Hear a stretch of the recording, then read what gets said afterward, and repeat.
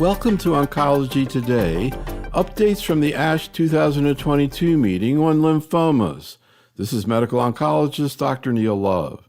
For this program, I met with Dr. Matthew Lunning from the Fred and Pamela Buffett Cancer Center at the University of Nebraska Medical Center in Omaha. To begin, Dr. Lunning commented on a follow-up presentation of the POLARIX study looking at first-line therapy of diffuse large B-cell lymphoma, which included the antibody-drug conjugate polatuzumab vedotin. I think one of the studies that still remains top of mind to many of us who see frontline diffuse large B-cell lymphoma patients is where in the world is the POLARIX data and where is it going? And, are there technologies that are going to continue to drive not only in the relapse refractory setting, but now being employed in the frontline setting?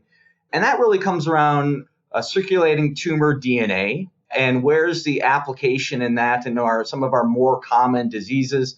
We've seen this in other more accessible disease landscapes, potentially around the concept of minimal residual disease and different technologies. And it just to me seems like we keep moving the football field goal post a little bit further away from, using this technology to help risk adapt or risk stratify therapies or a number of cycles. And so, let's just refresh on what the POLARIX study was. So this was a double-blind, randomized, ginormous frontline study in diffuse large B-cell lymphoma. Patients had to have an IPI score of 2 to 5 in order to enter into the study. This was agnostic to cell of origin, whether or not that was done by your gene expression profiling or immunohistochemistry for activated B cell or germinal center B cell subtypes. Again, it did allow double expressors,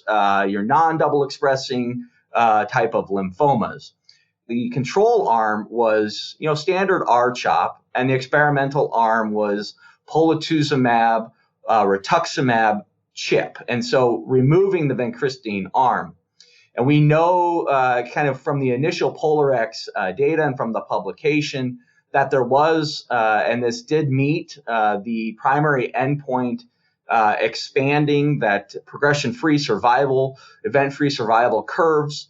Here in this abstract that was presented at ASH by Dr. Herrera, they really dug down to those patients that they had matched tumor DNA, not only at the time before starting therapy, but then reassessed it at cycle 2, day 1. And they looked in the POLA-R-CHIP arm and they said, okay, those patients who have a log fold change that was greater than 2.5. So again, this is logarithmic, looking at the amount of circulating tumor DNA, and then over time, in a very short period of time, is that predictive of those patients who are going to have better outcomes if you look at it from a progression-free survival standpoint? And you can see on the left here that when you look at several disease characteristics, all of them in this forest plot portended to be in favor of those individuals who had a log fold change of greater than 2.5 in regards, and so regardless of their disease characteristics. And then jumping over to the right, looking at the progression-free survival. So if you had a log fold change of greater than 2.5, your 2-year estimated PFS was 87%. Versus if you did not, your 2-year PFS was 66%. And so again, this kind of looks at the flavors of, we're really trying to move not only radiographically, if you think about, studies like ZUMA-12, which informed kind of after 2 cycles of anthracycline-based therapy, could you enrich for a population who needed cellular therapy at that time point? But here is kind of looking at only after 1 cycle, could you dichotomize a patient population that may need something better? What that better is, I think, is still out there, but at least it's moving the needle to the point where we could maybe say, okay, this may be a technology that we can employ in the frontline setting to kind of think about what to do next, or how do we continue to advance outcomes in frontline large cell lymphoma. So I'm curious what your perspective is clinically on the Polarix trial. Would you like to use this strategy? And if so, in which patients? Have you been able to do it with it not being approved? Any thoughts? I haven't dipped my toe in the water yet of using polatuzumab R-CHP in the frontline setting. I still do look for the double hit biology based upon FISH. So I still am using R-CHOP or dose-adjusted EPOCH-R. I think that I will be likely an early adopter if it does gain FDA approval from that standpoint, because I do believe that polatuzumab, is a better agent than vincristine. I can't think of the last time I thought about a refractory patient giving vincristine single agent in the relapse refractory setting, but I have absolutely no problem giving polatuzumab, as a bridge to CAR T cell if a patient has relapsed or refractory large cell lymphoma. Do you see any downside other than economic to using a Polarix strategy?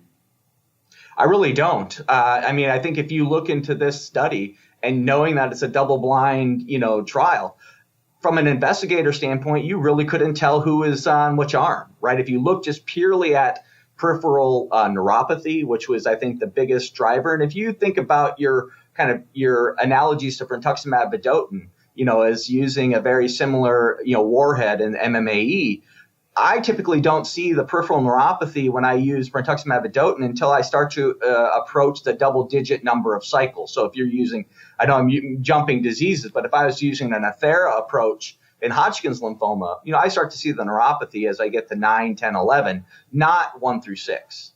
If it does become accessible and approved, what about using it based on genomic subset? There are some people who are hesitant. Other people say, it wasn't a planned analysis, not enough patients. Any thoughts? Yeah, no, I think that the data continues to state that it appears to be somewhat agnostic to subtype of interest. And I don't think that, we all have the 99% have IHC, the 1% have gene expression profiling. So I think gene expression profiling by IHC is probably going out the window. As well as IHC. I think we're doing it, and some people are doing it to dichotomize more so enriching for those who you should do FISH on, using that plus c-MYC expression to state, where are our double hits. I think the data is still not convincing enough to me to abandon dose-adjusted EPOCH-R in my double hit that I knowingly have. But I may commonly give a cycle of anthracycline-based therapies like R-CHOP and then divert to dose-adjusted EPOCH-R if I see a double hit biology in patients that I need to treat right away.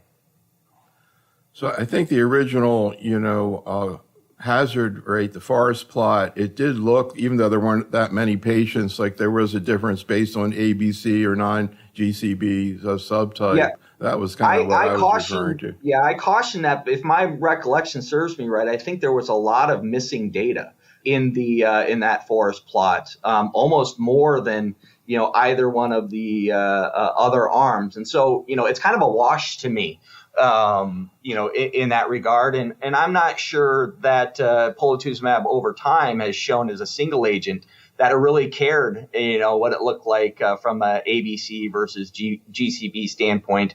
All I know is that it was a positive study, and what message does it send to future clinical trials if a study that meets its primary endpoint in a randomized double-blind study doesn't at least get an opportunity to advance the field?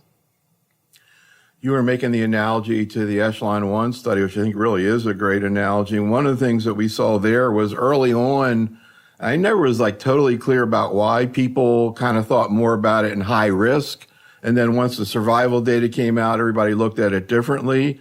I have heard people talk about Polarix in that point of view, in terms of, more for higher risk where, the benefit, obviously the absolute benefit would be, somewhat greater. Any thoughts about that?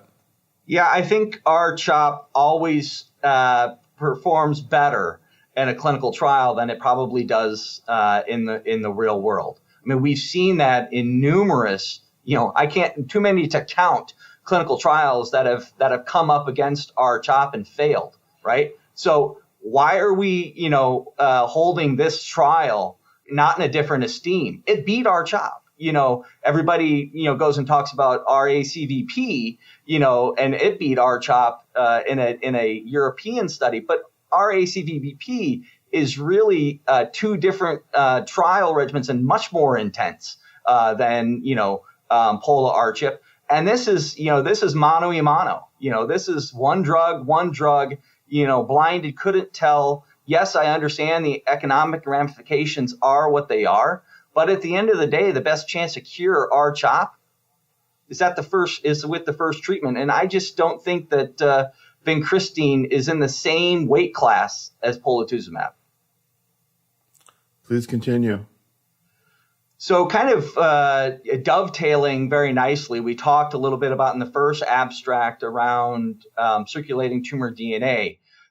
This abstract looking at metabolic tumor volume and how it could predict in the relapse refractory diffuse large B-cell lymphoma how well those patients do with a different therapy, a therapy that's approved in the relapse refractory setting, loncastuximab tesirine. And so this is looking at digging a little bit deeper into the radiographic measures of the LOTUS-2 trial.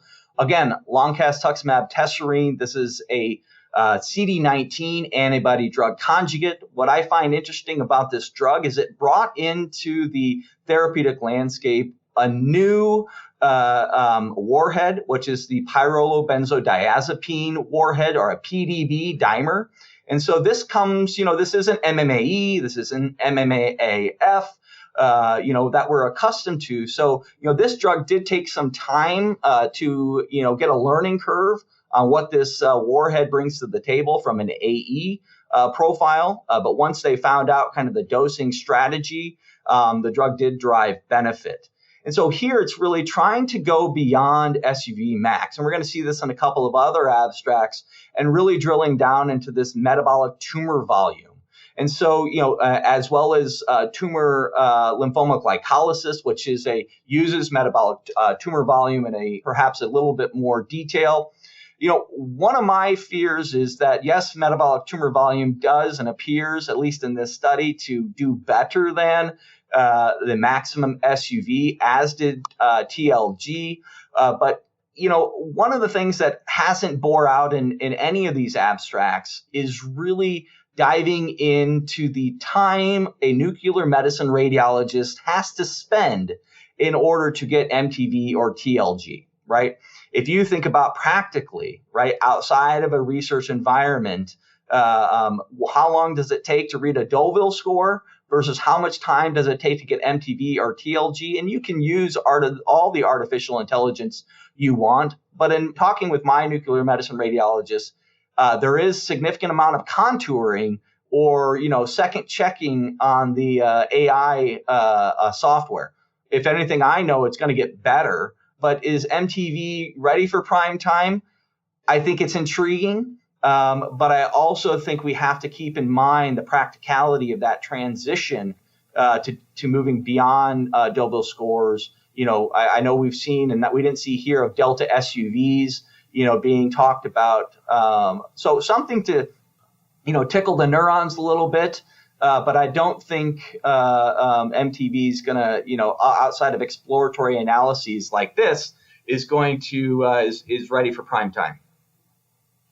That's a really interesting point. Can you elaborate a little bit more about what you were saying about the warhead and particularly the AEs that are seen and your own experience with AEs? Yeah, so, I think that the AEs of interest really have come around edema. And so, whether or not it's pulmonary, more effusions or lower extremity edema, that can be mitigated with steroids as well as potentially diuretics. This drug is very interesting. It's given on a Q3-week basis, where you use kind of a higher dose for the first 2 doses, and then you cut the dose in half for subsequent doses. In my practice, when I use this, I'm checking for response after the first 2 doses because inherently I'm going down on the dose. And so if patients are stable disease or, I have a little bit of hesitation that they're going to drive benefit in a long-term fashion. Because really, I'm using loncastuximab, potentially after CAR T-cell failures, or I'm using it as a bridge to an allo transplant if I can get one of those patients that go into a CR, or also to steal something from myeloma, a very good PR that I can kind of twist the arms of the allo transplant doctor to consider taking that patient, to an allo transplant therapy. Curious about your anecdotal experience in terms of efficacy. Have you personally seen patients with CRs, with prolonged responses, any sort of global feel for efficacy? Yeah, I think it's really where we position this drugs. Clinical trials get us the ability to use drugs, and then, approvals get us to really experience what it is like to really use the drugs. And I think we've seen some data to that effect. And that's unfortunate, but that's just reality. I have seen patients derive benefit from the drug in the post-CAR T-cell setting. Has it been, in my experience, miraculous CRs? Not necessarily, but disease stability that may, get them the time that the bone marrow needs to recover after CAR T-cells, such that, at the time of progression, they can, go to a clinical trial. Because I think that's one of the things that is really hampering relapse refractory large cell lymphoma right now in the post-CAR T-cell relapse setting is the cytopenias that preclude patients from going on to clinical trials. So you have to use therapies like tafelen or loncastuximab, or, very rarely checkpoint inhibitors. We're in the off-label land here, when I talk about that, but it is really kind of trying to stabilize the disease to get to a trial or get to another therapy when your platelets are 69 instead of 75, or your ANC is 900 instead of 1,000. It's sad, but true. What about in patients who aren't going to be considered for CAR T? Any experience there with, there's a bunch of options. People have a lot of questions about what comes first and all. But again, what have you observed? How much of a problem are these effusions and edema? And again, in the non-post-CAR T, do you also see similar kinds of benefit or different? Yeah, I think that the first part is getting experience with the drug, and then getting experience in actually looking for it, right? You got to know about it before you're going in the room, right? How do you catch a pleural effusion? Well, you actually have to listen to the lungs, right? There should be dullness at the bases. If, you have to ask the right questions of, are you feeling like you're having more dyspnea on exertion? Can you walk less of a distance? I'm not doing chest x-rays every cycle, but I am examining the pretibial area bilaterally and asking them certain respiratory, questions that give me a higher pretest probability that if I do the next test, I might find something. Yeah, that's a really good clinical point. All right, let's continue. I guess another paper on metabolic tumor volume. Yes, so this is, thematically here, try to go in some semblance of an order here, but we're kind of jumping now from our antibody drug conjugates to cellular therapy, and this is looking at the ZUMA-7 trial. And so just to refresh everybody's memory, this is ZUMA-7. If it's a ZUMA trial, it's an axicell. At least ZUMA-7, ZUMA-1, ZUMA-12 are axicaptogene silolysyl or axicell. So this was its second-line study, where it went head-to-head against standard of care. And that standard of care, was your classical ARCH, our ICE, our GDP, our DHAP. In first relapse, diffuse large B-cell lymphoma, those patients who are primary refractory or had relapsed within a year. So really trying to enrich for that poor, or where we know is poor outcomes based upon the SCHOLAR-1 data. We know that ZUMA-7 met its primary endpoint for EFS, and so this is really starting to look at, can we dig a little bit deeper based upon radiographic measures into metabolic tumor volume that can dichotomize, those patients who may or may not do well with cellular therapy. We know, at least from the data, that standard of care appeared to not do very well. And you can see it here in this event-free survival curve. The reason for this is, when we look at some of the data in large cell lymphoma, we use SPD. And SPD has been trying to be a measure of, how big or what's the volume, if you will, in a non-volumetric measure, because you're using area essentially as part of the equation, on how much does the CAR T cells have to chomp away to get to a CR. And maybe it's not telling all of the story, and maybe metabolic tumor volume can tell a better amount of the story, because you may have a higher SPD, but the MTV might be lower.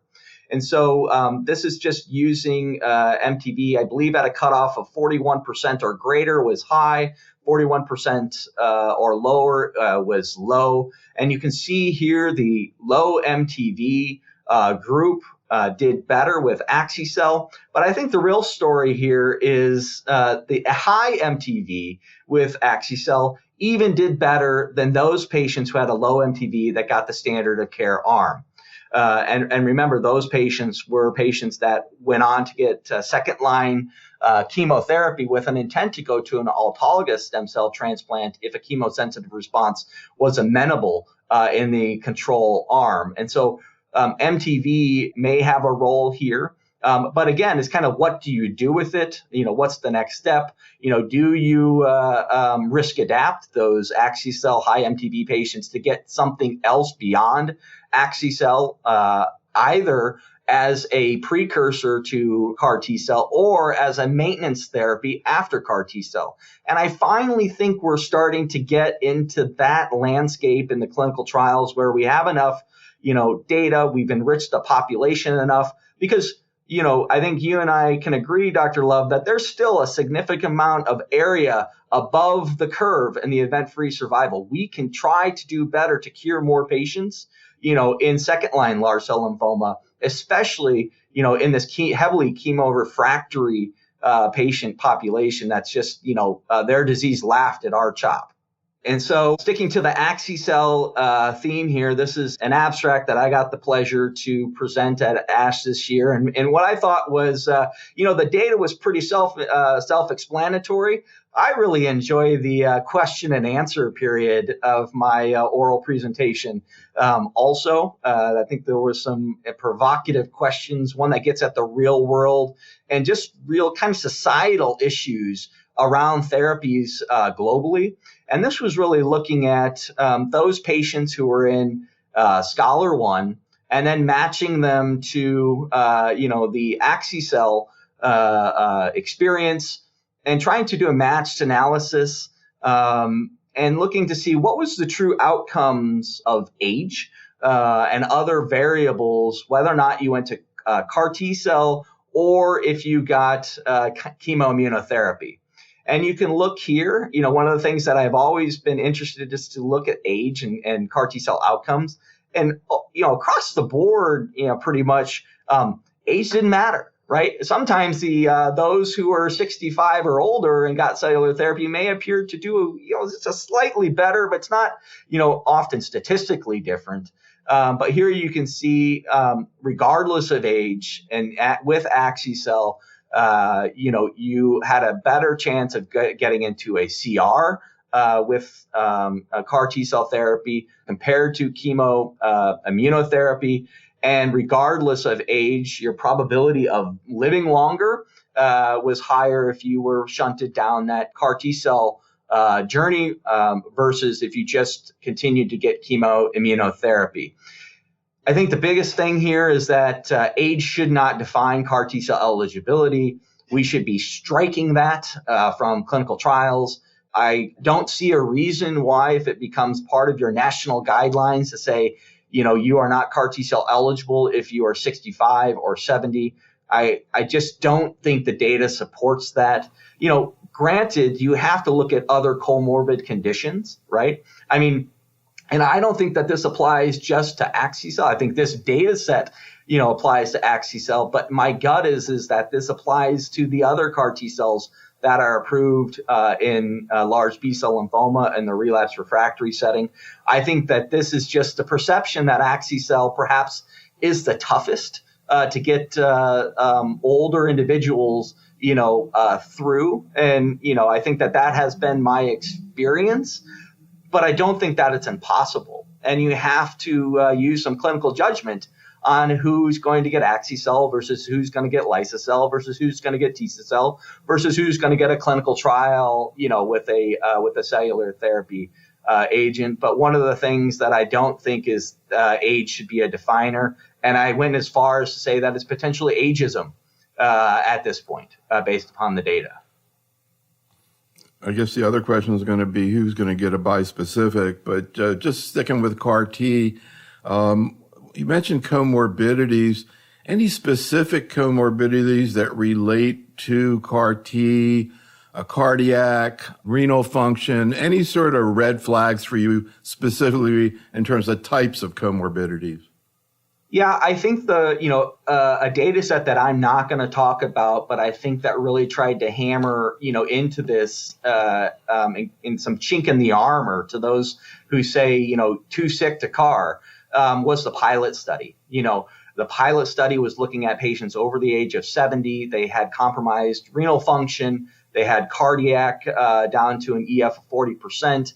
They had DLCO parameters that, who knows what those mean. And looking at those outcomes, those patients some of them were able to get outpatient CAR T-cell, and stay outpatient.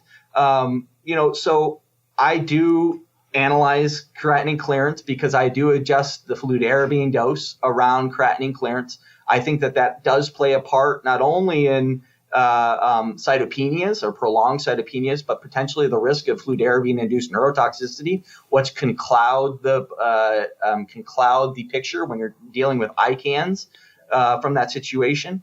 I'm not sure that if you have well-compensated heart failure, and it's well managed, that necessarily has to be in the equation.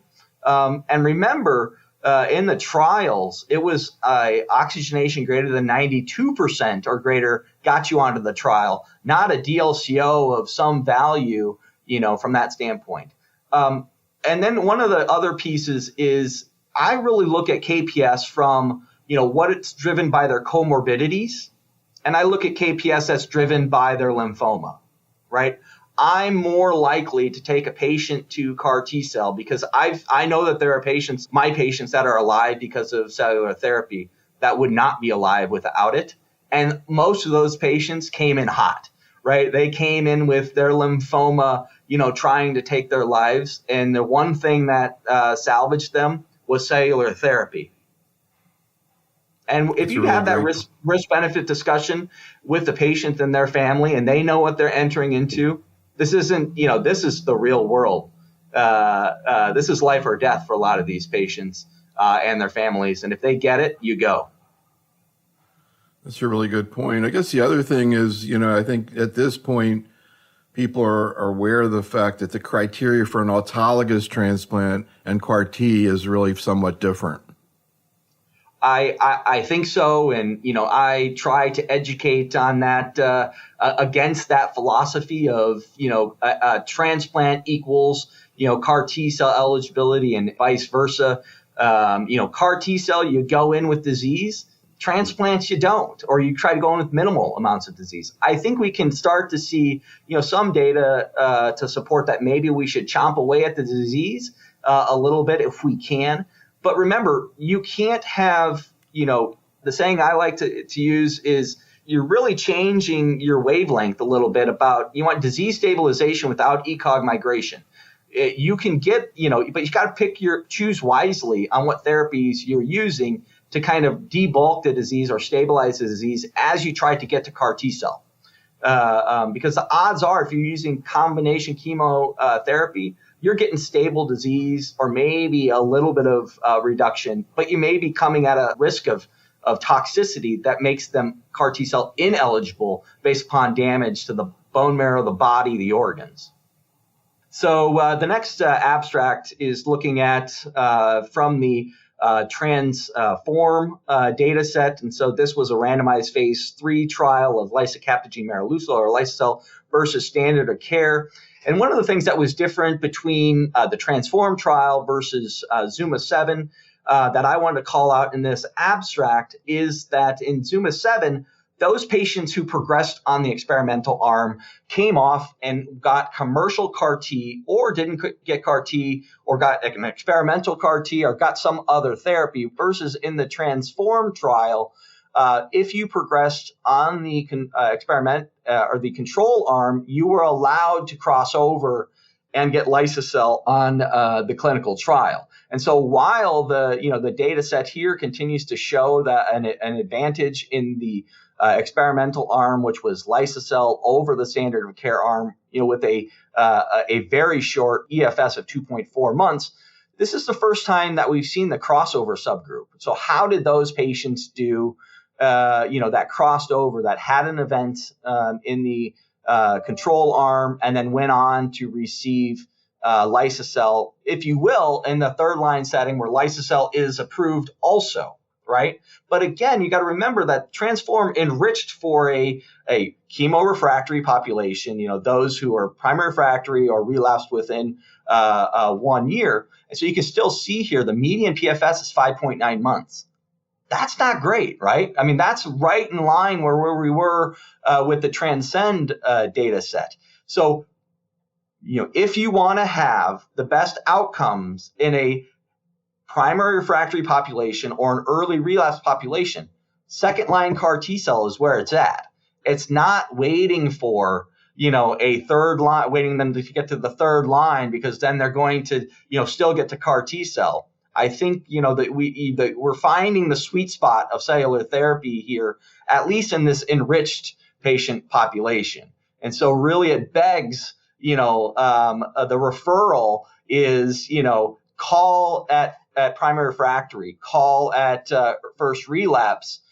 Don't just give them second line chemoimmunotherapy. Let the CAR T cell center kind of help with the nuances of how to get there and how to get there in the second line.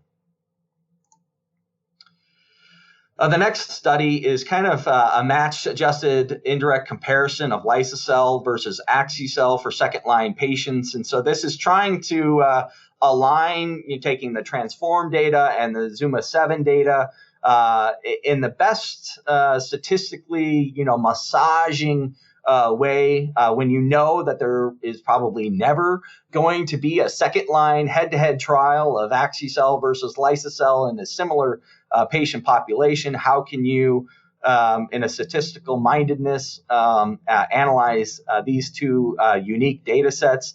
And you can see here, I think, what I take away from this is,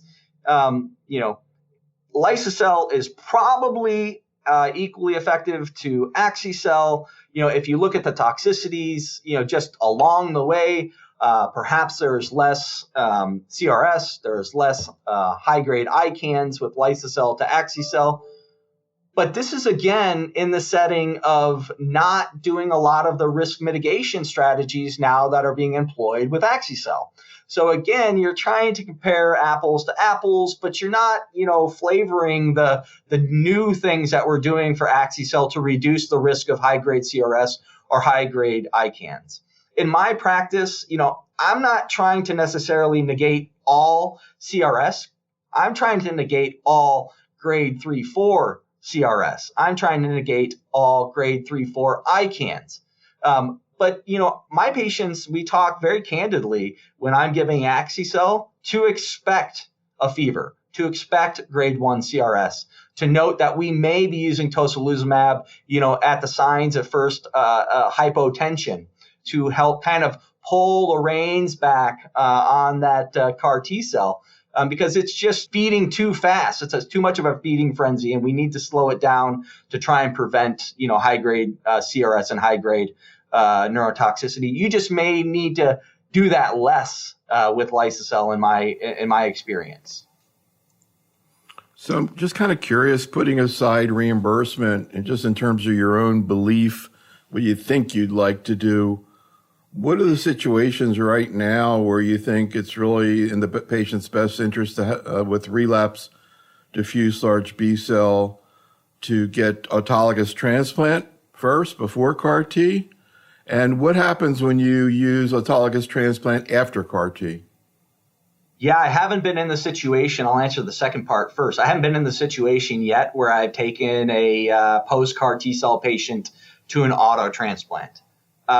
In my mind, the die has been cast at that point, and those patients, I'm moving them towards an allo transplant because I just, they're often chemo refractory.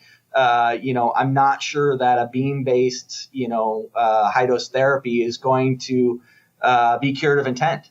And I think that when you're having CAR T cell, that's curative intent in my opinion, and so I'm still, if I'm moving in that pathway, I'm still looking for other curative intents, paths for that patient. And we're having that discussion around the question of when do you do an auto transplant still, I still think that if you relapsed at 18 months after frontline chemotherapy, our ICE and for 2 to 3 cycles response evaluation, and if you're in a metabolic CR or even a very good PR, and I know that's not terminology that's accustomed in DLBCL clinical trials, but I think it exists.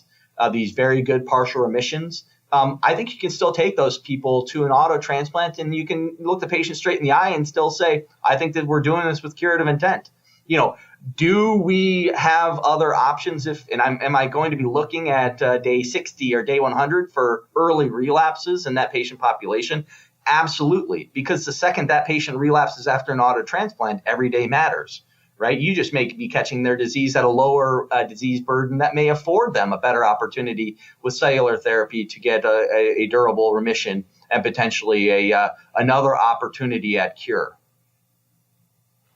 All right, please continue.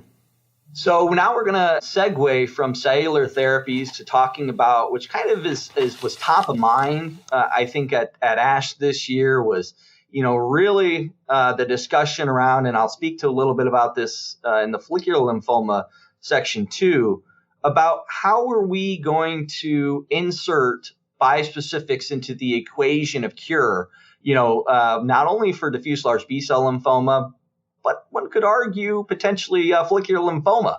I know that we don't often use the C word in follicular lymphoma, but I think we're venturing into this non-chemoimmunotherapy, looking at some pretty good outcomes and some pretty good durability here. But glofitamab is a CD3, CD20 bispecific or T-cell engager. And so I always, like to think about this is that, remember, these patients have seen a lot of rituximab, right? So their CD20 has been perturbed a lot. And now we're going and asking really what is a matchmaker drug, right? It's trying to match a B cell that still expresses enough CD20 and to engage a CD3 T cell that's also been a little bit beat up by prior chemotherapy. Introducing those two components via this drug and asking those T cells to kill those B cells through many likely different mechanisms. Some we understand and probably many we don't. And so one of the things with glofitamab is that it comes with a partner, comes with obinutuzumab kind of as a lead-in. There is then with almost all of our bispecifics thus far a step-up dosing strategy. Glofitamab is a fixed duration therapy or being developed as a fixed duration therapy, which is what this is looking at. So at the end of treatment, which is about 6 months of therapy, those individuals in this trial, so 61 that entered at that end of treatment evaluation in a complete remission, how did those patients do when they came off therapy and what is the percentage? And you'll see some drop off here, some of it because patients hadn't reached that time point yet. But really, you can see the opportunity for disease control over time. The green bars, obviously go down over time.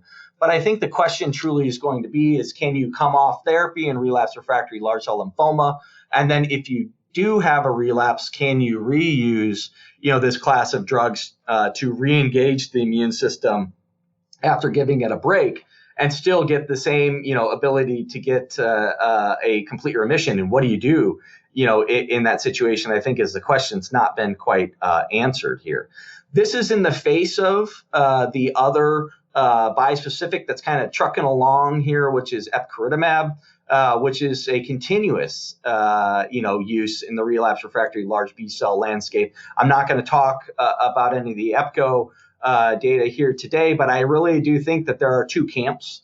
Here, there's the camp that you continue, and then the camp that you put it back on the shelf and wait for another day, and you see what kind of benefit you get. And I think that in large cell lymphoma, it's a precarious place right now because, getting a CR in the relapse refractory large cell lymphoma, arena usually occurs with a blink of an eye, right? It's usually a window opportunity to do something else, in my opinion.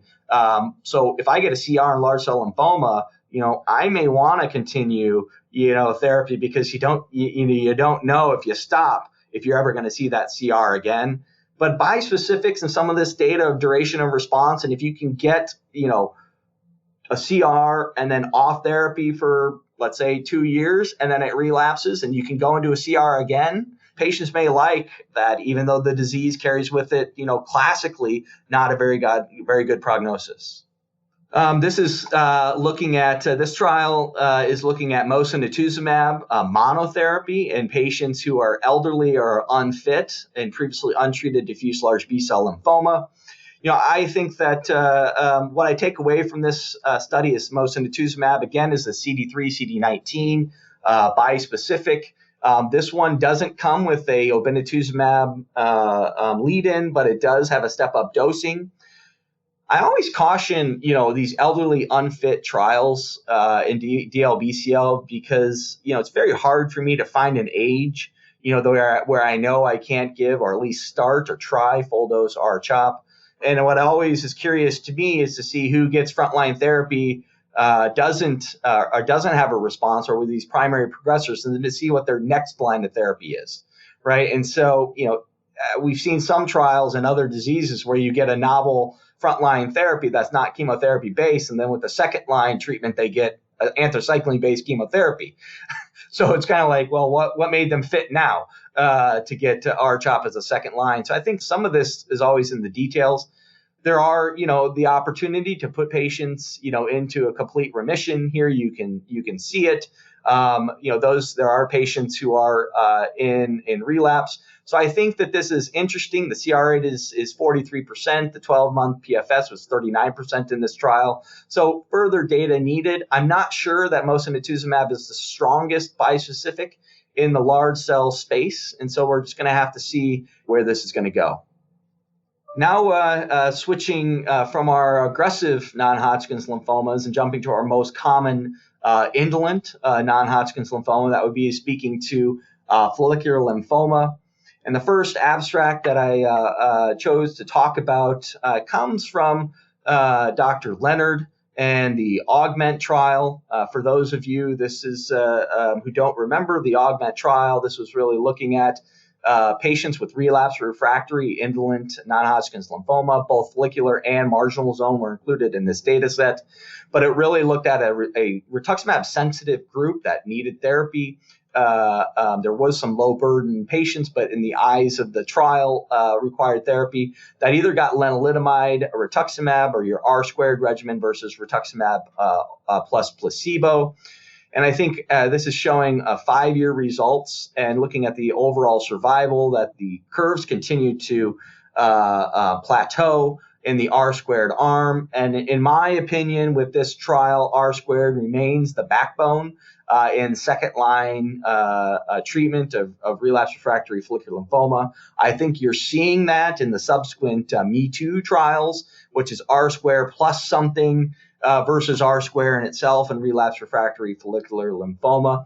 I just really wish as a field, when we are doing clinical trials in indolent lymphomas, we ask why the patient why the investigator thinks that this patient needs treatment for their follicular lymphoma. Because far too often we get muddy results when we're looking at those tables, kind of going like, is this really a population that needed treatment for their follicular lymphoma or not? And I wish we could put a bigger magnifying glass, when we get to clinical trials and looking at really was this a population that could have waited a little bit longer for their treatment versus needed to go on a clinical trial. The next study, kind of leaning into this, Me Too clinical trial landscape, this is in relapsed refractory follicular lymphoma, is taking the EZH2 oral therapy tazemetostat. We know tazemetostat has activity in both EZH2 mutant and EZH2 wild type, and I think that things are getting a little bit grayer on whether or not we're should be testing for EZH2 mutational status before using this drug. I think I still do a little bit to help kind of entertain my expectations around responses, response rates, but it appeared, at least in the data, that the durability of response appeared to be fairly equivalent, just maybe a lower response rate in those wild type groups. But this is looking at kind of all comers and taking that tazemetostat and adding it to lenalidomide and rituximab. Really, I think tazemetostat was a very attractive partner to R squared because of the adverse event profile of tazemetostat. It looked to be very well tolerated in the patient populations that was studied. How well tolerated that will be in the real world, I think, is worth waiting to see if data sets looking at that come out. 88% of the population in this 44 patients that were enrolled in the Symphony 1 trial were EZH2 wild type. There were no DLTs seen in this lead-in. A 98% overall response rate with 51% complete remissions. The median PFS was not reached. Median overall survival was not reached. And the big thing here is there's no safety signals seen at the 800 BID dose with standard R squared. So I think that this is you're looking at the curves. This is an appropriate partner to move into a larger phase 3, which is currently accruing. The next is looking at jumping back into cellular therapy land, ZUMA-5, which is looking at the 3-year follow-up of Axi-cel, and this is in patients with relapsed refractory indolent non-Hodgkin's lymphoma. So again, the largest number of patients was in follicular lymphoma, a smaller number of marginal zone lymphoma patients, but really seeing here, everybody's kind of waiting for, is there going to be a plateau on that curve, and is that plateau high enough that I would, use cellular therapy in follicular lymphoma? If you look at the 36-month kind of landmark for lymphoma-specific survival, it was at 75%. One of the things that concern me, this is where you just got to take the investigators, feedback to heart, is, was the marginal zone lymphoma cohort early on looked a little bit precarious. But now, it appears that those curves have, stabilized out a little bit to be more representative of the follicular lymphoma cohorts, because people were wondering, like, what is it about marginal zone lymphoma that, people weren't doing as well? Maybe that's not so. The other thing that I look at in these indolent lymphoma therapies with cellular therapy is what's the kind of the outcome after people relapse. And, that's, these signs of transformative relapses. So I worry sometimes that, if you use cellular therapy early, what do you do if a patient transforms? And I'm not seeing that here, that the escape mechanism per se, based upon the data that I've seen, is stating that, these people that are progressing with marginal zone or follicular lymphoma are escaping as large cell lymphoma. And, that's a prognosis changer if that occurs. All right, so this is also looking at a different CAR T cell that's approved in the relapsed refractory setting, and that's T-Segenlec-Lucel, and this is data from the ALARA trial. So again, kind of looking at a similar longer-term data. This analysis is at 24 months, showing 57% the possibility of being event-free. If you had to ask me to go to a wall blindly and draw a duration of response curves to cellular therapy, this would be the curve that you could draw, in the dark, which is, if you can get into an early CR, that's where the opportunity for durability is, not only in large cell lymphoma, but what it appears to be in indolent lymphomas and in mantle cell lymphoma. So the time point just may change a little bit. So in early large cell lymphoma, in my experience, it's an early CR at 3 months. And then if you have stability at 6 months, those are the patients who are likely to derive long-term benefit. In our indolent lymphomas, I think the lesson here is maybe that inflection point's a little bit later at 6 months. And between that 3 to 6 months, you can still capture some of those PRs to go to CRs. But you just got to be a little bit more patient in marginal zone and follicular to see those CRs mature. And so I'm not panicking as much as I probably do in the large cell lymphoma when I'm not seeing a CR at 3 months in my follicular lymphoma patient population that I'm, if I were to take a patient to CAR T cell in that disease. But I think the real question is where do we slot bispecifics in relapsed refractory follicular lymphoma? And this is data from mosunetuzumab. This is being used as a monotherapy. And this is a very interesting analysis. So you have a trial that just gave mosunetuzumab single agent, but then they went into their own patient population and said, well, how do these people do with the therapy that was right before they got mosunetuzumab? And you can see here that's the green line. So that's how what the PFS was to the therapy that predated that. And then marched out the curves of what mosunetuzumab did from a PFS standpoint. So I really think that this gave the opportunity to kind of say, mosun at least shouldn't be inserted here, but it probably, should be inserted a little bit earlier. And these were patients who had received 2 or greater prior lines of therapy. And again, just like glofitamab, mosunetuzumab is a time-limited therapy. So I think in my practice, as soon as we, we have experience using bispecifics, but I am going to be talking to patients about bispecifics, likely as third line in follicular lymphoma. And I think it will move CAR T cell to the later lines or, when that transformative biology comes, if it does come. And then, we threw this in here, or I threw this in here just because, I wanted to see, we know about blinatumomab, and blinatumomab had a little bit of a history in non-Hodgkin's lymphoma. But this is kind of coming at a different bispecific, which is looking at a CD3, CD19. Again, Mosun and Glofit and Epco and Andronextamab, those are CD3, CD20. This is really bringing back, CD19, CD3 T-cell engagers in B-cell non-Hodgkin's lymphoma. And how is it doing that? It's because it's an IV therapy that's given every 2 weeks. You can see the patient population here is very broad. And yes, it's small numbers, but look at that. Median prior treatments, 4.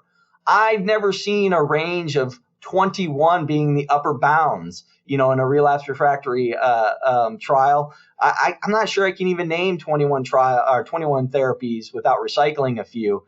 But anyways, it is what it is. But look at over here, those red boxes, usually red is not good. In this situation, red really calls it out as a CR, in a box. So that's not progression, folks. That's CRs. So this is a very interesting, drug to watch here. Got an overall response rate of 72% with a CR of 61%.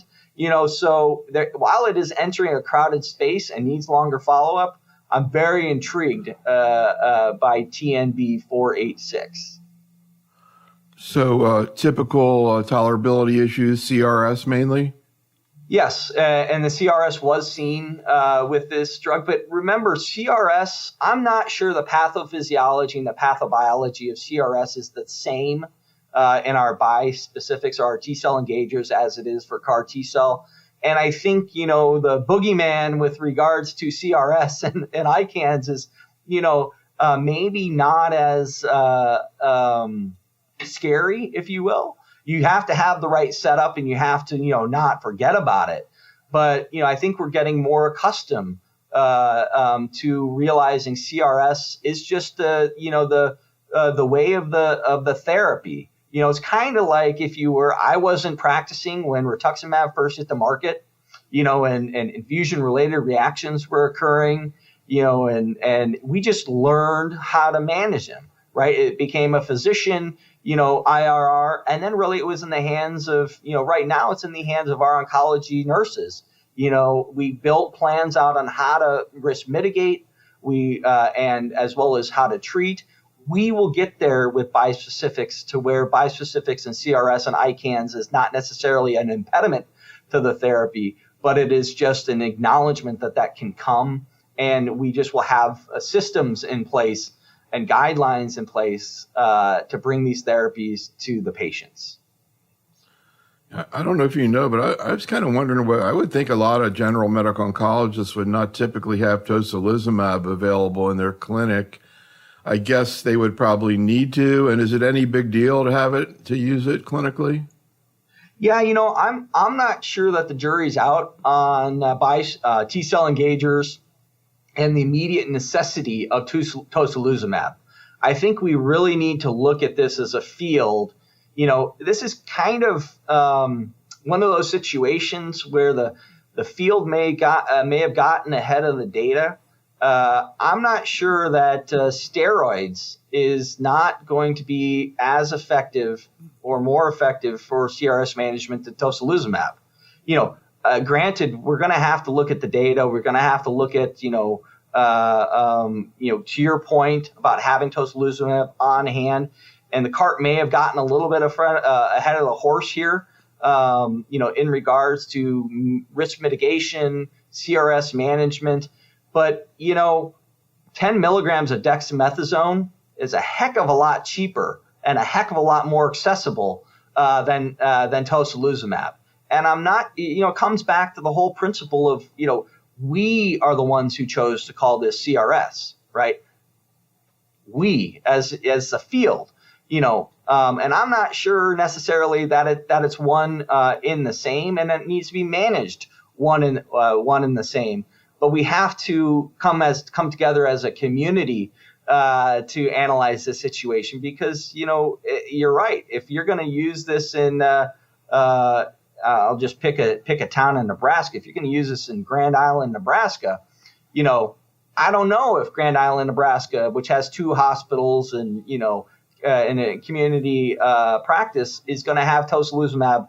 Do you have it at the treatment site? Do you have it at the hospital? Do you have it at the ER? Do they have it at both hospitals? So there are truly some barriers that need to be overcome. But I'm just not convinced that 10 milligrams of dexamethasone isn't as good in CRS management as a dose of tocilizumab. But I think that's for further discussion. Yeah, I was kind of surprised, in the same vein, when teclistamab, the bispecific in myeloma, was approved and they required hospitalization. I was like, is it really that bad? They have to be hospitalized for 9 days or something? Is that any thoughts about? I don't know if you have any exposure to that. I'm sure you see the transplant patients. Yeah, I think it is kind of the baggage that a class can carry over to another class, right? Right. And how do you get drugs approved? Well, you decrease risk, right? And then when you try to bring it to the masses, you have to reassess risk, right? So a lot of these other bispecific therapies, at the beginning may have required hospitalization, but over time, did the label come out requiring hospitalization? Well, to my knowledge, mosunetuzumab didn't. Right. And so you let the data drive, the decision rather than, somebody else drive the data. Yeah, that was exactly my question. Why mosunetuzumab didn't require hospitalization, teclistamab did.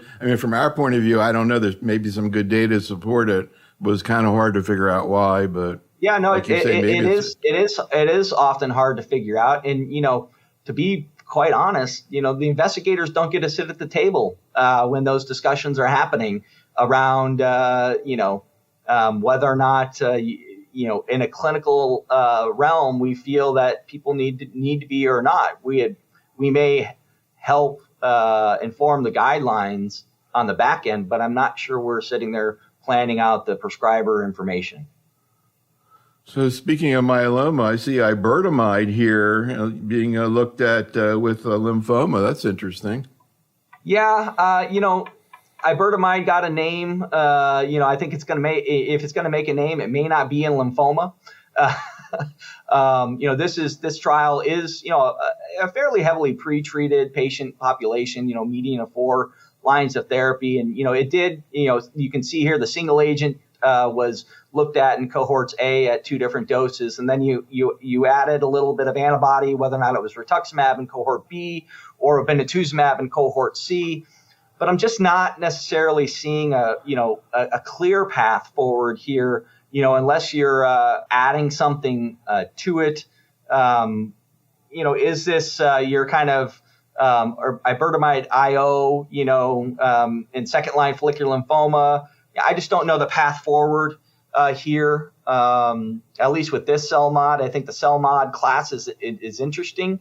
But again, I guess I kind of said it. I'm not sure that's better than lenalidomide plus a monoclonal antibody. Yeah. I'm still waiting for one of those to get approved in myeloma. We've been hearing about it for years. Yeah. So we're going to jump back to the middle of the road, which I saw as, mantle cell lymphoma, in my opinion, always has one leg straddling, both sides of the aggressive and indolent fence. It can present indolently or it can present very aggressively, but I find it a very intriguing disease to talk about. And it was the talk of the town at ASH. It was in the Big Easy this year. I think everybody, if you sat in, maybe not everybody, but it was packed for the plenary session for what was abstract number 1, which was the Triangle trial, which came to us from the European Mantle Cell Lymphoma Network.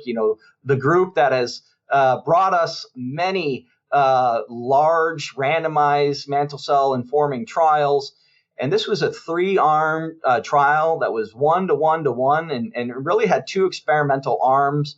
So, kind of walking through this because I think it's worth the time because, you probably could have, that oral could have been a half an hour instead of, I think it was 10 minutes.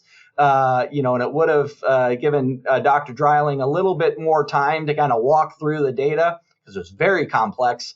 And I think, but it did allow for a significant amount of backroom discussions about really what are we going to do here with this data. So anyways, the control arm, R-CHOP alternating with R-DHAP, followed by an auto transplant, followed by observation. And one of the things that I think was very keen to note is that our maintenance therapy was integrated after the data showing their overall survival advantage after auto transplant. But the important thing was that the rituximab didn't appear to alter the arms because it was appeared to be given in a fairly equal percentage. And I believe in the forest plots, it didn't look like it affected each one of the arms, whether or not it was a control or the 2 experimental arms. The second arm was giving ibrutinib with the R-CHOP arms, but not with R-DHAP arms, followed by an auto transplant, followed by 2 years of ibrutinib maintenance and then observation.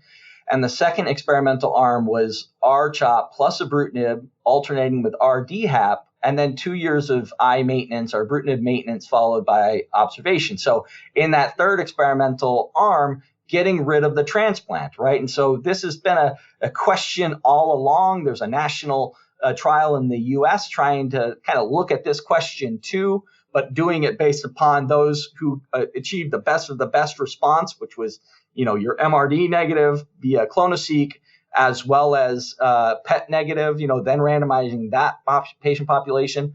This is using a BTK inhibitor in the upfront setting, with maintenance and trying to pull away, that transplant.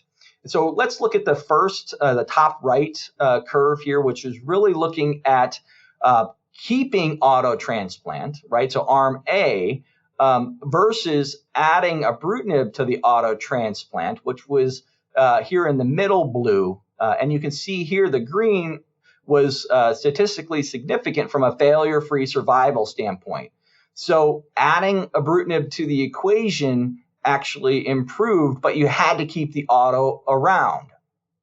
So then, you look at the bottom curve, and now you're asking the question, okay, now we're keeping the auto, but we're in the blue arm, which again is our control arm, but in the third or the bottom arm, you're just keeping the ibrutinib and getting rid of the auto transplant, right? And in that arm, from a failure-free survival, you can see that it was better than keeping just the auto alone without ibrutinib. So where does this lead us? Well, it leads us down a path of, if you are a cytarabine user or an intensive chemotherapy user of the R-CHOP, R-DHAP alternating regimen, can you utilize ibrutinib with the R-CHOP arm and then forego the transplant and just give 2 years of eye maintenance? And is it worth getting rid of that transplant for the transplant-related side effects? So if I'm going to dip my toe in the water of this, where am I going to use it? Because, if you look at the SHINE data, what held me back from adopting SHINE was the toxicity. So really, in my opinion, the devil of the details of the Triangle trial was how much toxicity did ibrutinib bring, not only during induction, but also in maintenance. And I think it looks acceptable in those younger, fit patients where you're trying to get the longest failure-free survival in the first-line setting, but you have to do it, by using a BTK inhibitor. So you're using one of the tools in your tool set, earlier on. But unlike SHINE, it's fixed duration, right? So you can put the BTK back on the shelf after 2 years, and if they relapse 6 years later, guess what's still probably there, or some combination of it to use again. So I think that this will get slow if it gets, on the guidelines, it gets approved. I think it will get slow adaptation, but it will get adaptation in a young, fit population. So I don't have to tell you, this is the one paper I really wanted to ask you about. And also, I recall that actually at ASCO, we did a satellite, and you were the one who discussed SHINE at that point. Because to me, I look at SHINE and this thing together. So just a couple of maybe naive questions. So one thing I don't see here was the hazard rate on these curves. And my recollection was, like, the addition of ibrutinib had a better hazard rate. I don't even know if you can compare them, but compared to SHINE. I think SHINE was maybe about 0.75. Is that right? Yeah. I think SHINE and Triangle, people are trying to put them on the same slide. And I can't, because, the backbone was different, right? BR. And the duration of ibrutinib was different. And here, arguably on my intensity dial, BR is a 4, right? R-CHOP's a 5, and I give R-DHAP like a 7, right? So and it's a different population of a younger patient population, less than 65, right? In Triangle. So, I think there are several caveats that I'm coming around to, right? Like, I had to sit down and really talk to my colleagues about Triangle, right? Because inherently I'm a BR person. I think BR gets people into a CR, and regardless if you're 55, 65, or 75 in mantle cell lymphoma. It's just, what am I going to do to each one of those age groups differently, right? 55 BR to a CR gets an auto transplant, maintenance rituximab, or I put them on the ECOG trial and let the randomization tell me, what to do and really solve that equation and that data point. The 65-year-old, I think the data is starting to do I do an auto transplant in that patient population, or do I just live for another day knowing that the BTK inhibitor is probably going to, do good? And in that 75 population, I'm asking myself, if they get COVID during maintenance rituximab, that could be a problem. So a lot more questions than answers coming out of Triangle, but I'm coming around to the data, with more time. I think that one of the things we need to continue to call out, which was called out in the in the SHINE data set is there are 0% T53 mutated mantle cell lymphoma patients if you never check for it. Right? There's 10%, 10 to 15% if you look for it. And I'm not sure you should be doing, this data set or BR, if the T53 mutant patient population, I want to see, that a little bit more in the called out with longer follow-up in this data set. So let me ask you a few naive questions here as I try to sort of begin to even understand this. You're thinking about complex. I was just imagining, getting R-CHOP, R-DHAP, and going into atrial fibrillation, but I guess that's another story. All right. So first basic question: do we have any randomized phase 3 data demonstrating a survival benefit of transplant in younger patients with mantle cell? We have the survival advantage was in the rituximab maintenance around auto transplant. Trying to think if there was a survival advantage in any of the other trials. If you did a randomized trial, and I think there was like one that they started and wasn't able to complete, but if you did a randomized trial of BR and R maintenance versus arm A, so to speak, what would you see in terms of PFS and OS? What's your prediction?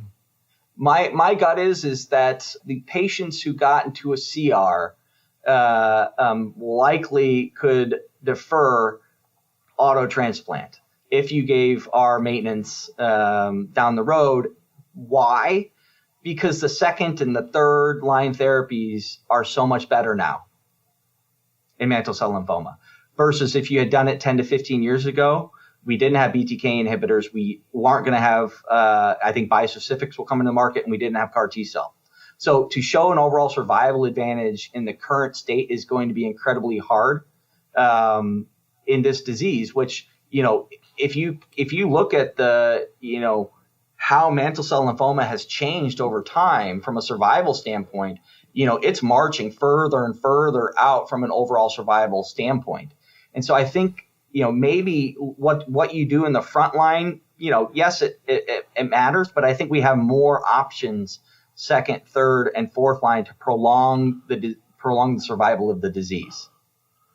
Absolutely. And that's kind of what I'm thinking too, because now, you have other BTK inhibitors might be, safer than ibrutinib, and you have CAR T. Maybe you're going to have bispecifics. And you're probably going to have bispecifics. I think that's right. So do you really need to start out with a transplant when you have, and if you could do a 20-year study, which of course by the time you did it, it'd be outdated. Do you think there would be a benefit for transplant if you just did a good BTK, second line and then CAR T third line? Do you really need a transplant? Yeah, I think we're all asking ourselves that question. And, my practice, our practice should evolve with the data. Right. And my practice is evolving with the data. And I think that this is just data to help that evolution along, not unlike, what potentially the ECOG trial may help us inform, too, with regards to, MRD assessment and PET, kind of collaborating on whether or not, transplant can get away from that standpoint. We can get away from transplant there also. All right, please continue. So, kind of on the other end of the spectrum, when you talk about kind of R-CHOP, R-DHAP alternating regimens adding to it, is the phase 2 trial of acalabrutinib plus lenalidomide plus rituximab or the ALR regimen. And I think that this was a very interesting trial because it also started to incorporate real-time monitoring of minimal residual disease. So using this as a MRD as a dichotomizer of in a disease where, it's used to time-limited therapy. So you can see here small numbers, but great study, 24 patients. And these are curves that are kind of hard to find. These are like Hodgkin's lymphoma curves here, where you see nobody appears to have progressed and everybody is alive with a median follow-up of 19 months. And if you're MRD negative CR, you stopped at 24 months. And here's the other thing that I wanted to call out. Look at that. 3 out of 10 patients had a TP53 mutation. So I'm always looking for other things to do with those patients.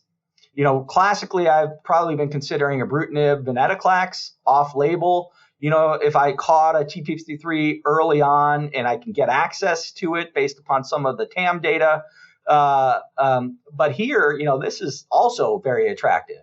So where does this go? I think it's impressive. It needs more patients. It needs, broader, people aren't afraid of lenalidomide. People are getting used to acalabrutinib and its early side effects to get patients through. I want to see the path forward for this regimen. But interesting data by Dr. Ruan from Cornell, and an interesting concept of how do you put the drugs back on the shelf to let them live another day. You let the disease define that. The next one is that I'm going to talk about is looking at Bruxucel, so autoleucel in the ZUMA-2 trial. And so again, I kind of alluded to when I was talking about the ALARA trial, if you shut the lights off in my office and asked me to draw a curve on what a CAR T-cell duration of response curve was going to look like, it's going to be in those who have ongoing responders are going to have who get into a CR are going to have the largest durability from that standpoint. But what I wanted to call out from this study is looking at what happens to them after they relapse, right? How many of those patients still were able to get therapy? But look at this, the smorgasbord of different therapies in mantle cell lymphoma. And I think what you're going to see here is, a lot of these patients, or almost all these patients, had gotten a BTK inhibitor prior to going on the ZUMA-2 trial. It was a requirement. Not necessarily a requirement in the approved setting, but I wanted to allude here that here comes pirtobrutinib. So this is where pirtobrutinib is going to see the door is wide open in these post-CAR T-cell relapses. So remember kind of this data, because potentially this data could come back. It would be nice to know what you see what these relapse patients are doing post-CAR T. Pirtobrutinib, I think, has an acceptable AE profile, and it will get used in the post-CAR T-cell relapses. It may even get slotted ahead of CAR T-cell in the BTK covalent relapses. Be mindful in the data with pirtobrutinib in the Bruin trial. Those patients who are BTK naive did a little bit better, but the BTK exposed, they did a little bit lower, but not dismal. But I really think the pirtobrutinib needs, if it's going to be started, in my practice, at least early on, it's going to be as a bridge to cellular therapy. I think that there's an opportunity with that drug also of a brain to vein bridge, and then you get the CAR T cell and then a vein to gain maintenance, strategy. And I think that that's really where we're losing people in mantle cell lymphoma is on the way to CAR T after BTK relapses, not always after CAR T cell. So we have to remember the real denominator, both in large cell lymphoma, mantle cell lymphoma, and less so probably in follicular lymphoma, is that intent to CAR is not CAR. And so the clock starts when you and the patient and the family say you're going to go to CAR T cell, not at time of apheresis, not at the time of infusion, but when you want to do commercial CAR. And we don't have that data. We need to really pull out the brain to vein time as an important time frame in cellular therapy. It is the true denominator of the success of cellular therapies, and it is unmeasured in clinical trials. And it's just it's a hard data to get in a multi-institutional fashion. But it's something that I think we need to pay attention to. Switching to glofitamab, we saw glofitamab data in the relapse refractory large cell lymphoma standpoint. Again, glofitamab has the obinutuzumab component to it here. It has a step-up dosing, and this is data set from my colleague Dr. Phillips, who looked at not only different step-up dosing patterns, but also doubling the dose of obinutuzumab. You can see in the bottom cohort here with using 2,000 milligrams obinutuzumab lead-in and then followed by the step-up dosing. You see a lot of patients obtaining CRs with a lot of active follow-up. I think this is, again, entertaining the question of when to use bispecifics if they get a label in mantle cell lymphoma. Is it before CAR? Is it after CAR? We have seen, post bispecific data after CAR in large cell lymphoma. I'd imagine, we're going to see that more so coming to a future Congress near you, whether or not it's in person or hybrid. But I think it's going to drive this conversation and I want to be careful of the semantics, because when I left ASH, I was very concerned that we were moving towards an environment of bispecifics or CAR T. And some of these diseases, I think that there's room to have the conversation of bispecifics and CAR T, or bispecifics and cellular therapy. Why are we making them adversaries when they could be, for the patient's sake, allies? And, in my realm, I think that's where my mind is going. This is not an adversarial relationship. This is an alliance against the disease. In all, these are Marvel characters, going up against, in the end game against Thanos, in my opinion. Switching lastly to not to be forgotten, Hodgkin's lymphoma, and kind of moving into we spoke a little bit earlier about Echelon 1 and how I think in the advanced stage now with the survival advantage, my practice has went to adopt a BV backbone with AVD in frontline advanced stage Hodgkin's lymphoma. And so now, what do you do in a BV exposed patient population? I've adopted the Pembro GVD data by Dr. Moskowitz from Memorial. That data was very impressive. And this is, showing small patients around what was seen in the Moskowitz data set. I think hers was 32. This was 35 patients with a median follow-up of 13 months. This gave a Nivo lead-in dose followed by Nivo ice for 2 cycles. And you can see here the CR rate was 88% with a median follow-up of 13 months. You can see here a very good chance of surviving.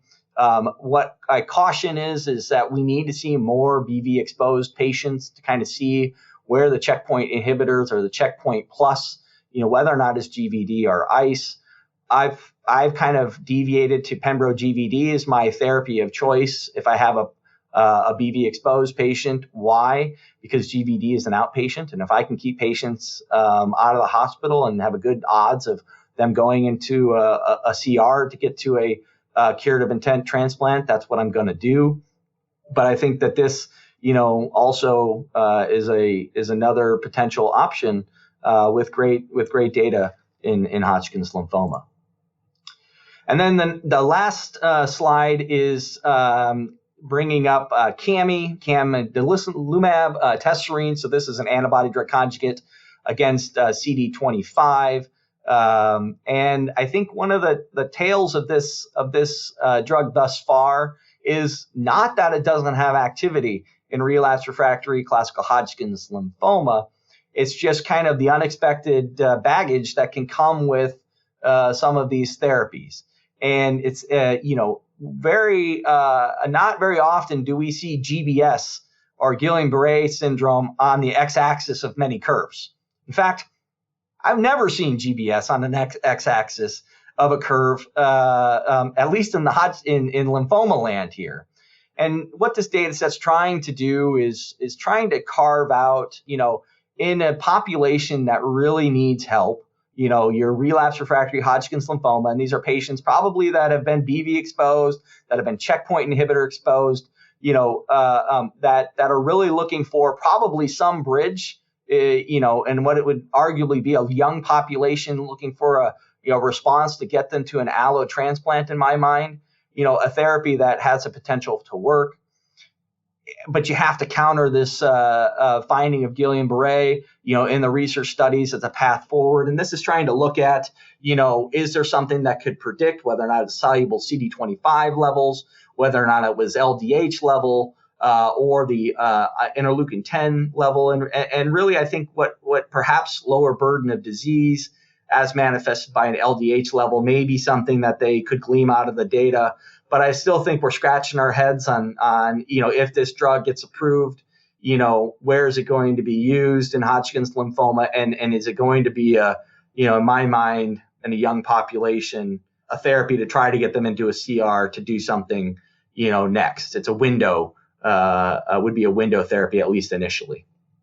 And with that, that's all the abstracts that I brought today. Appreciate the attention.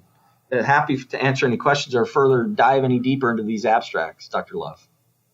No, I really appreciate it. You did a great job. I'm really got a lot out of it. I just had two supplementary questions. You mentioned the term brain to vein, and I saw that in one of the papers you wrote, but I couldn't find the exact definition. I love the idea. What is it? So, the way I speak about the journey of cellular therapy of CAR T-cell is, in clinical trials, we focused on the vein-to-vein time. And I think, a lot of the vein-to-vein time is fixed. So apheresis to infusion is the vein-to-vein time. The brain-to-vein time, in the way I speak about it, is me as the CAR T-cell therapist, the patient as the person that's going to receive CAR T-cell therapy, the family that's going to support the patient, right? The team that gets the financial approval to do the CAR T-cell therapy, both for the cost of the therapy and the cost of the hospitalization. So the day that the clock starts, the day that you, the provider, the patient, the family, and the team moves forward to do CAR T-cell in the commercial environment. So if that's prior authorization, single case agreement, all of the things that the insurer, the third party payer, whether or not it's, Medicare with a supplement, Medicare with a managed plan, or a third party payer, that time between wanting to do it and actually getting apheresis is the brain to vein time. And I would say that right now, the brain to vein time is the biggest issue in the benefit of cellular therapy in large B-cell lymphoma, arguably in mantle cell lymphoma, but it's hard to tease out that data, right? Why can a Medicare patient with a supplement go like that to CAR T-cell? But a patient that has a third-party payer or has Medicare with a managed plan waits weeks to get apheresed. And we haven't been able to dive into the outcomes of those different patient populations because it's very hard because it's institutional level data, right? And as the institution, you're looking at yourself in the mirror in this data set going, we're negotiating the single case agreement with the insurer, right? So we're part of this process. So the discussion can't be all at the insurer's space. It's also in the institutional realm. And that can make people very uncomfortable. This concludes our program. Special thanks to Dr. Lunning, and thank you for listening.